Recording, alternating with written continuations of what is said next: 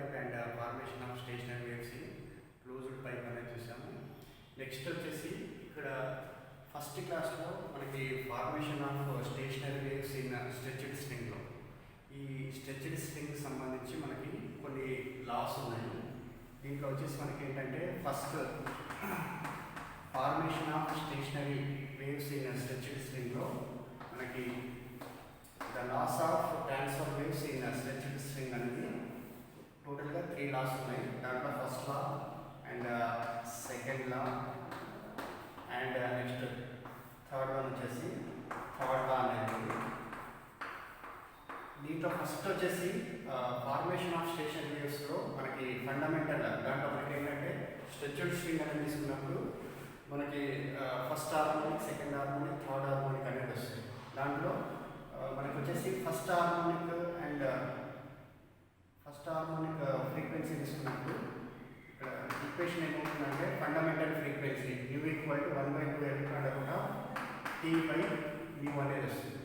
దీంట్లో first harmonic అయితే first fundamental frequency equation 1/2L అనుకుంటా T/μ అనేది వస్తుంది. అండ్ సెకండ్ అయితే ఇక్కడ 2 వస్తుంది. అండ్ థర్డ్ హార్మోనిక్ అయితే 3 వస్తుంది.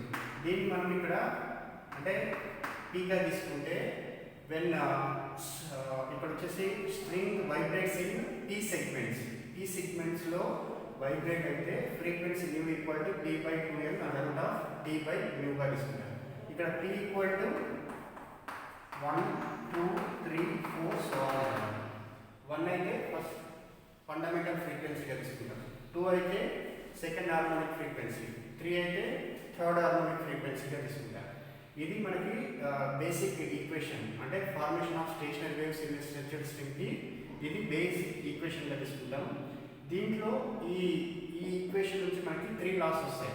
ఒకటి ఫస్ట్ లా, సెకండ్ లా, థర్డ్ లా. ఇక్కడ ఫస్ట్ లా వచ్చేసి ఏంటంటే relation between frequency and next length of the string అనేది తీసుకుంటే ఇక్కడ ఇప్పుడు ఈ 2 టర్మ్స్ వచ్చేసి T అండ్ μ అనేది కాన్స్టెంట్గా తీసుకుంటారు. సో ఇప్పుడు ఏమవుతుంది రిలేషన్ బిట్వీన్ ఇక్కడ ఇది ఈ టర్మ్ తీసేస్తే ఫ్రీక్వెన్సీ అండ్ లెంత్కి మధ్య రిలేషన్ తీసుకుంటే ఇది ఇన్వర్స్లీ ప్రపోర్షనల్గా ఉంటుంది.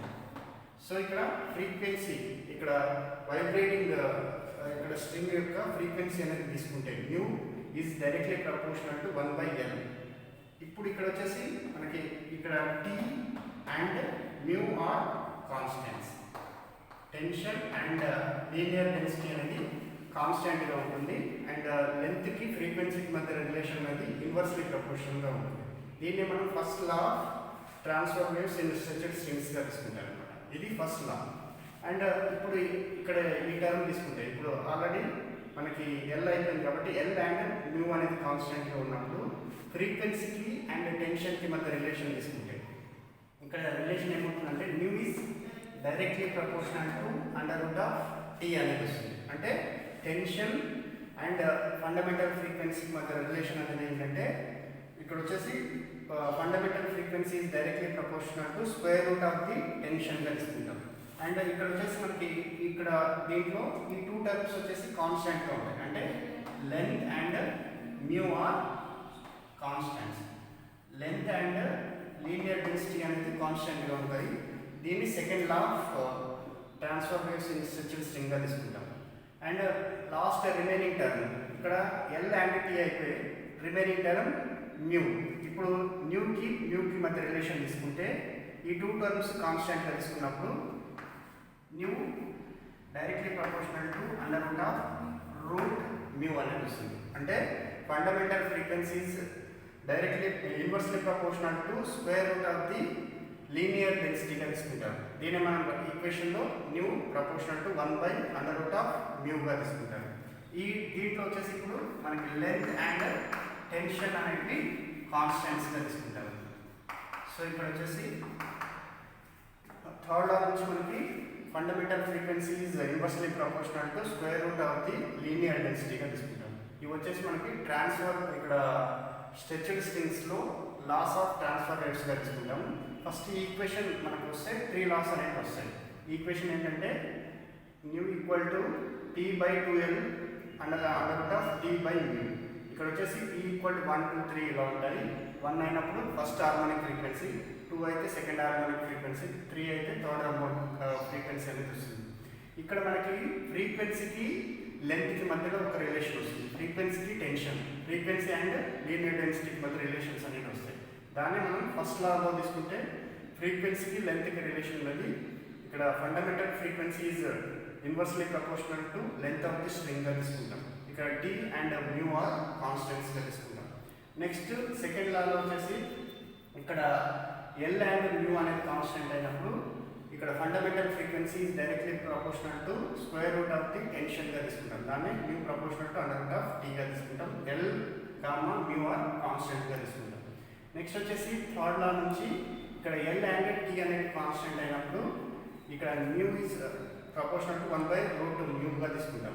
ఇక్కడ fundamental frequency is inversely proportional to square root of the linear డెన్సిటీగా తీసుకుంటాం. ఇది laws of transfer waves in stretched స్ట్రింగ్గా తీసుకుంటాం.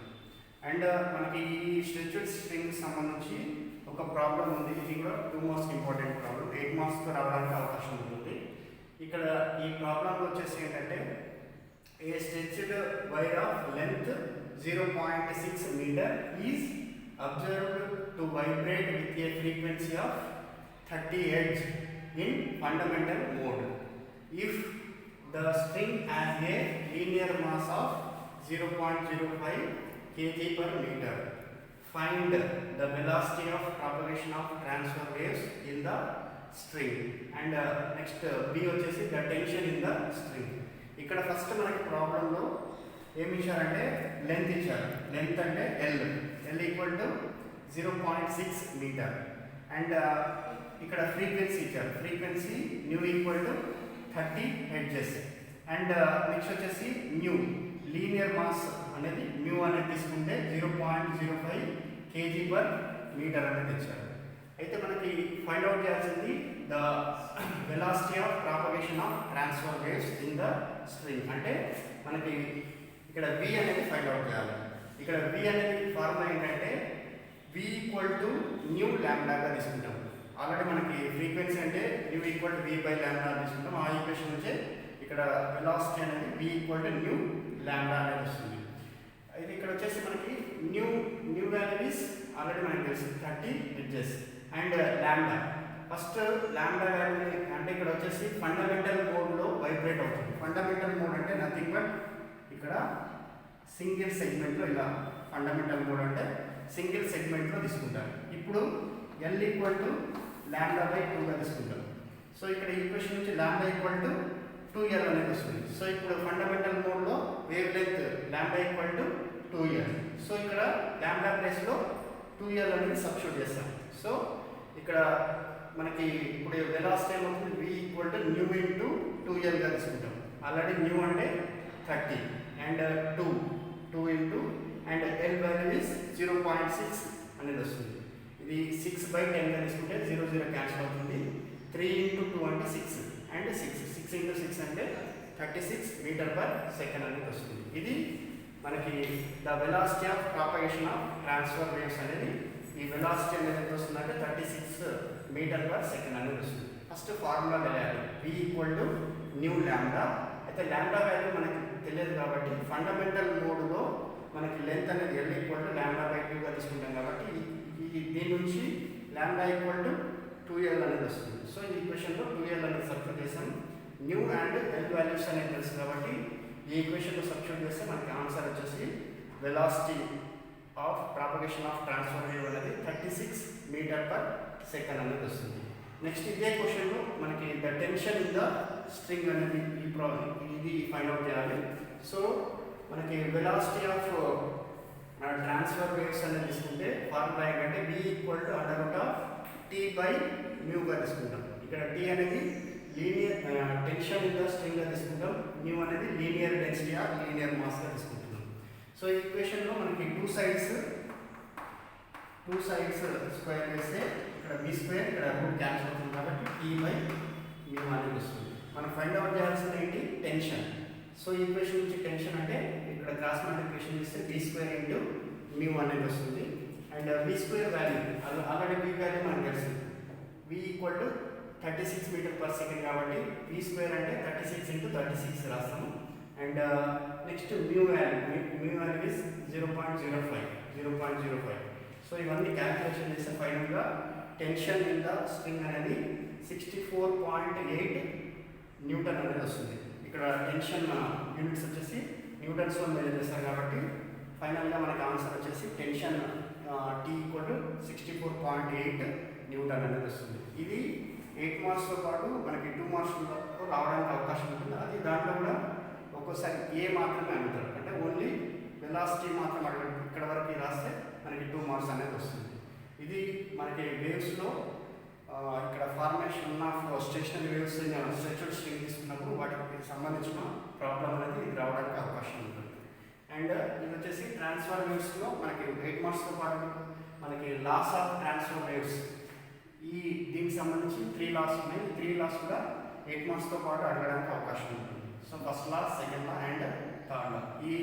ఈ ఒక్క ఫార్ములా తెలిస్తే ఈ ఫార్ములా నుంచి మనకి ఒక 2 టర్మ్స్ కాన్స్టెంట్ చేసుకున్నప్పుడు ఫ్రీక్వెన్సీకి రిమైనింగ్ టర్మ్స్కి మధ్యలో మనకి రిలేషన్స్ అనేది ఫస్ట్ లా, సెకండ్ లా, థర్డ్ లా నుంచి వస్తుంది. ఇవి వేవ్స్కి సంబంధించిన టాపిక్.